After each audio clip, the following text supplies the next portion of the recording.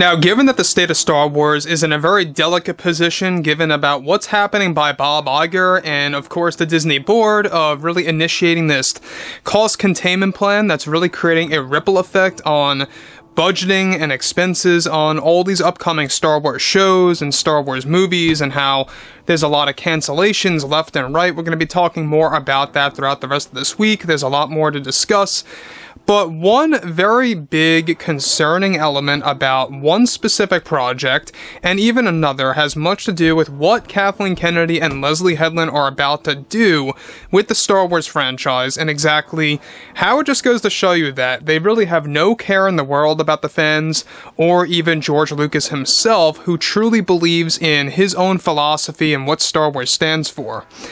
This is Mike Zero. Subscribe if you're new, and like this video to see future updates. I'm also on Twitter at Mike01. I thank you also very much for the great and kind support, and let's get right into what's going on with Kathy Kennedy and Leslye Headland. Now, you guys may or may not know this, but not only do we have the writer's strike, we also have everything that is going on with SAG, alright? So there's a lot of issues at hand over in Hollywood.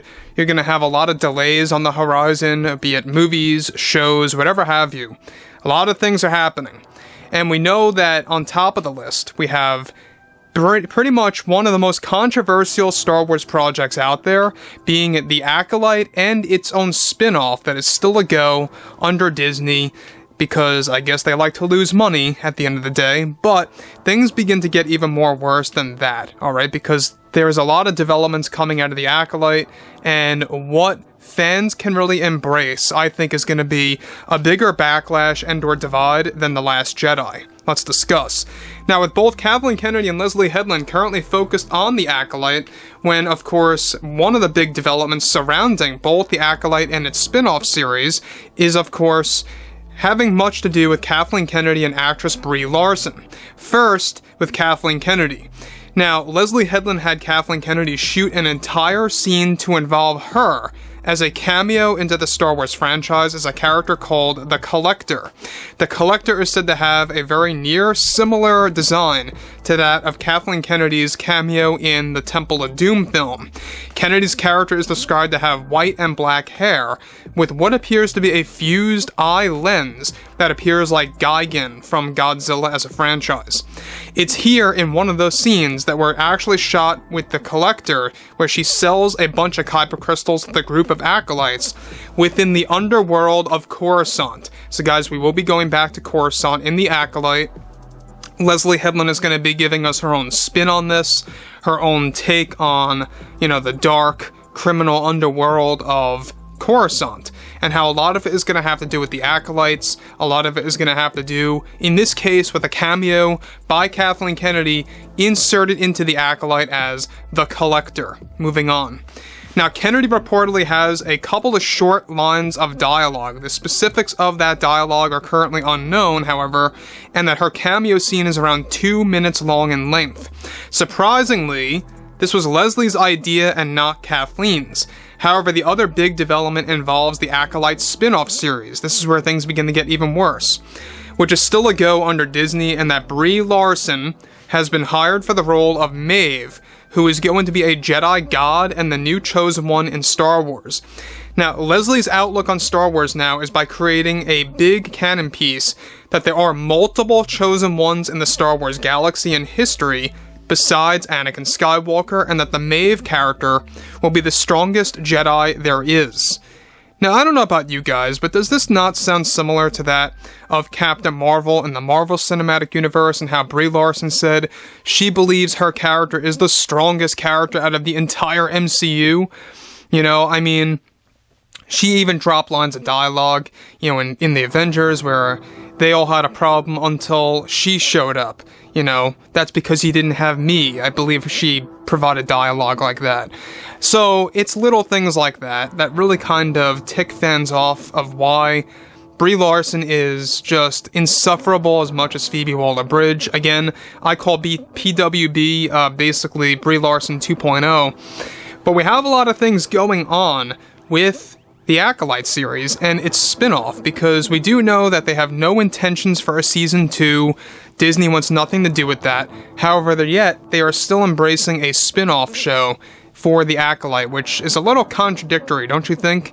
If the test screenings have been really going that bad for The Acolyte, to the point where they don't want a season 2, why move forward with a spin-off? It makes no sense to me at all. And then again, it could be something similar in a sense to that of how, The Mandalorian and its surrounding spin-offs are basically Ahsoka, Boba Fett, and more, stuff like that, and how Boba Fett is not getting a season 2.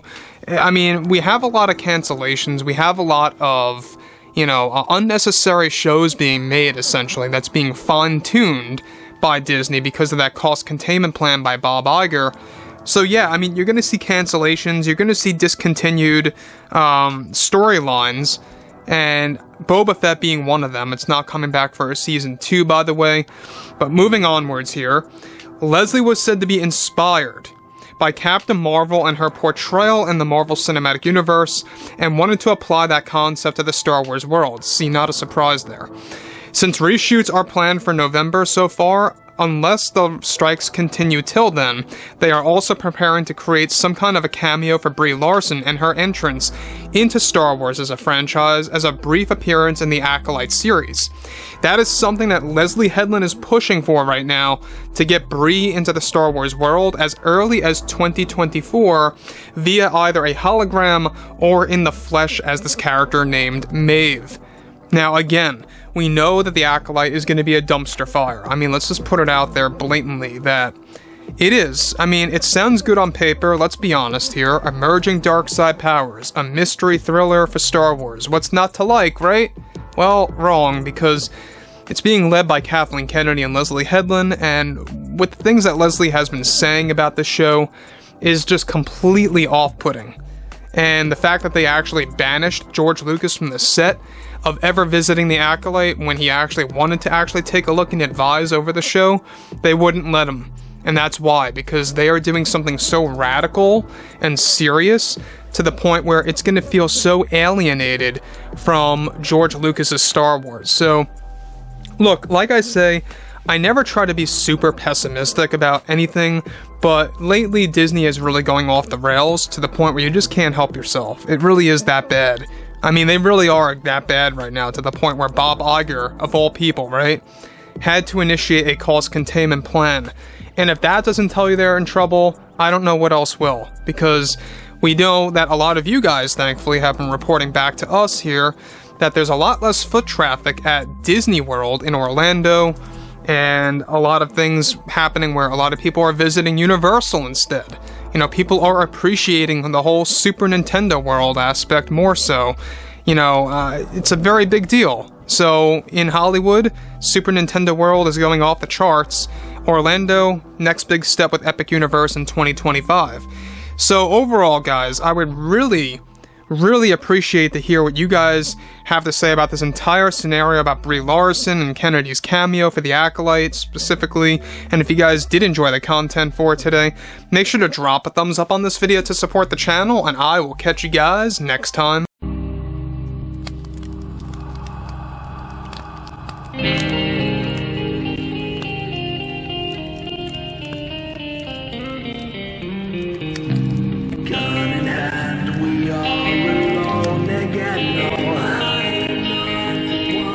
From night to moon.